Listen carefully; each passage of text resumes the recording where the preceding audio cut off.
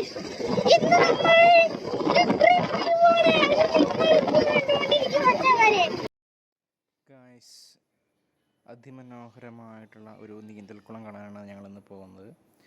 ഞാനുണ്ട്, കുഞ്ഞനുണ്ട്, കുഞ്ഞിയുണ്ട്, ബിബിനുണ്ട്. ഞങ്ങൾ ഒരു അടിപൊളി നല്ല വൈബുള്ള ഒരു പ്ലേസിലാണ് പോകുന്നത്. ഞങ്ങളുടെ സ്വന്തം നാടായ വടക്കാഞ്ചേരിയിലാണ് ഈ സ്ഥലമുള്ളത് കേട്ടോ. വടക്കാഞ്ചേരി ഞങ്ങളുടെ സ്വന്തം വ്യാസ കോളേജിൻ്റെ ഉള്ളിലാണ് ഈ മനോഹരമായിട്ടുള്ളൊരു നീല കളറുള്ള ഒരു നീലക്കുളമുള്ളത്. പോകുന്ന വഴിയൊക്കെ ഭയങ്കര മനോഹരമാണ്.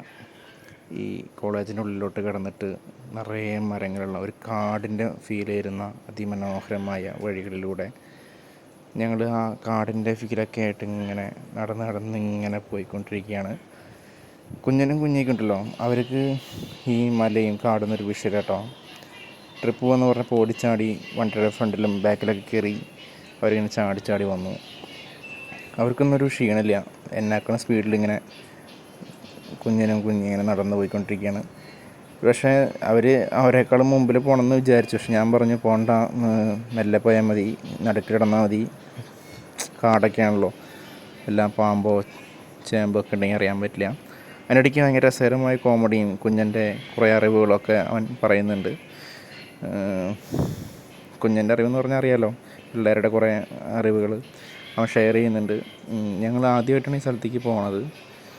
ഞങ്ങൾ റീൽസിലൊക്കെ കണ്ട സ്ഥലങ്ങളാണ്. പക്ഷേ സാധനം നല്ല അടിപൊളിയുള്ള ഒരു പീസ്ഫുൾ പ്ലേസ് എന്ന് പറഞ്ഞ പോലെ സമാധാന അന്തരീക്ഷമാണ് ഇവിടെ മൊത്തം കേട്ടോ. നല്ല വൈബാണ്. ചെന്നിരിക്കാൻ തന്നെ രസം എന്നറിയും. അവിടെ കോളേജിൽ കളിയൊക്കെ കഴിഞ്ഞിട്ട് പിള്ളേർ ചാടി മറിയുന്ന ഒരു സ്ഥലമാണെന്ന് തോന്നുന്നു. മരത്തിൻ്റെ മുകളിലൊക്കെ കയറൊക്കെ ഇട്ടിട്ട് കണ്ടു. പക്ഷേ ഒരു പ്രാവശ്യമെങ്കിലും വടക്കാഞ്ചേരിക്കാരായിട്ടുള്ള ആരെങ്കിലും അല്ലെങ്കിൽ തൃശ്ശൂർ ജില്ലയിലുള്ള ആൾക്കാരൊക്കെ ഈ സ്ഥലം ഒന്ന് വിസിറ്റ് ചെയ്യണം, നല്ലതാണ്. കാരണം അത്രയ്ക്കൊരു പീസ്ഫുള്ളായിട്ടുള്ള സ്ഥലമാണ്. വലിയ അടിപൊളി എന്നല്ലെങ്കിലും സമാധാനമായിട്ട് വന്നിരിക്കാൻ പറ്റിയൊരു സ്ഥലമാണ് കേട്ടോ. നമ്മൾ ഓവറായിട്ട് തിരക്കായി കഴിഞ്ഞാൽ സമാധാനമൊക്കെ പോവും.